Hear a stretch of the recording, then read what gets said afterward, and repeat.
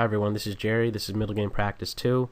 I'll be presenting two problems taken from actual games, ask you to come up with solutions to each problem, and I'll be expressing my own thoughts on each position as well. So hopefully you take something away from this. Okay, in this position it's white's move. If you'd like to, pause the video, see if you can find the best move for white in this position. Alright, the best move for white in this position is not bishop takes rook. Let's have a look why. After the recapture, white is in an unfortunate state such that there's this fork going on, and if white is greedy, trying to hang on to this rook on b1 with, let's say, rook to e1, a seemingly sensible move since it's being placed on an open file, we have the knight getting captured, and after the recapture, knight to e5, really taking advantage of this shattered kingside structure. How to go about the threat of knight to f3 where three pieces would then be hit. There really isn't a good solution to it, unfortunately. If queen e2, just knight takes, got a fork, king here, you could just recapture, and after just these 6 moves, what has transpired exactly? Well, black is simply up a pawn, and this king is now vulnerable to checks for as long as the black queen remains on the board. This is black's game to win from here.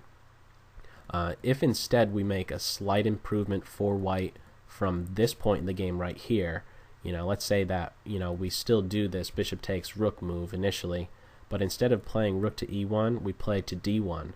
Let's see how things are a little bit different. The knight still gets chopped, and after recapture the knight still comes to e5. White won't be giving up the rook, or won't be giving the exchange back since the rook is on d1 opposed to e1, but the white king is forever going to be vulnerable for as long as this knight remains on the board, and even this queen here.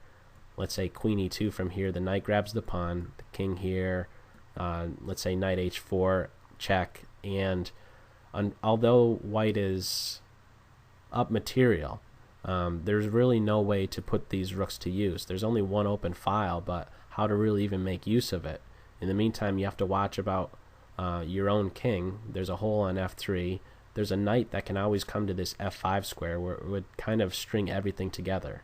Like if, let's say, king h1 from this position, the knight could always, let's just say, move to f5 at some point. It guards its base point on d6. It watches over e7, which is going to be useful because a white rook would like to at some point get to that point. And again, for as long as this black queen remains on the board, the white king can't feel comfortable. So that is not really the way to go about things from this initial position. There is a much more clean approach to it. So the correct move is bishop to g5, a very forcing move such that the queen is hit and there's no safe square for her to go to, so pawn takes bishop is forced. And after knight takes pawn, we have a fork here, and king g8, we simply grab the rook. Bishop takes rook, and after just these few moves, what has transpired exactly? Well, white is up a rook, or I'm sorry, up the exchange and a pawn without compromising their own kingside structure, which is really translating into a win for white. Let's say, bishop to h6 here, trying to place white in some awkward pin. That could be met with simply f4, does many things. First and foremost, guards the knight. It also breaks the pin on the queen and watches over e5 in case this knight has any thoughts of coming to the center of the board. If bishop takes bishop, knight takes bishop, the queen's hit, the pawn's hit. It's black that's now on their heels. Rook b to e1. Again, really just to summarize this position, white is an exchange up and a pawn and has not compromised their own kingside position, which is really just translating into a win from white from this position. Okay, in this last position, it's once again white's move. If you'd like to, pause the video, see if you can find the best move for white. Okay, the best move for white in this position is queen to d6. Very sharp move, and one that I have to admit I did not consider when I initially looked at this position. There's a good reason that I'm assigning for myself for why I didn't really consider queen to d6. The reason for that is because I recognize that I'm down material as white, and I really didn't give too much consideration to the offering of a queen exchange. And the reason for that is because generally speaking you should be avoiding exchanges when you are down material, especially queen exchanges. But if I had taken into account that this rook over here on h8 is just really not contributing whatsoever to the position, maybe this is a move that I would have considered from this position. I did do a lot of thinking with this pawn to f6 move, trying to exploit a pin. Let's just have a look at that real quick. I really wasn't able to come to any concrete solution after this bishop to e6 move. It sort of just breaks this pin against the king, counterattack against the queen.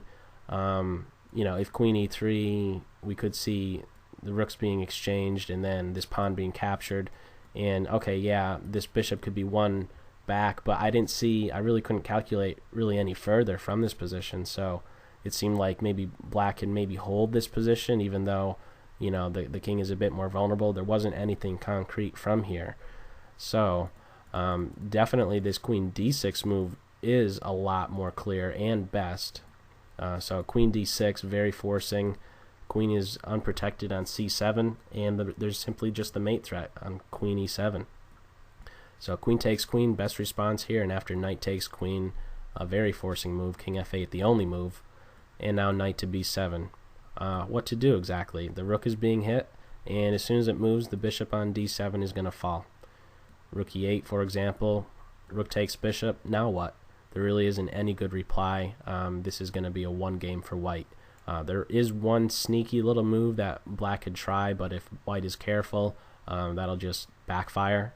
If bishop takes g5 from this position, we don't capture the rook on e8 here. If we capture the rook, king takes, and now there's no time to grab the bishop because our own king is being attacked, or our own rook is being attacked. But instead, we have this move, rook takes f7, absolutely lethal move. King takes rook, and now knight d6. If the king goes to f8 or g8, it's going to end up in mate.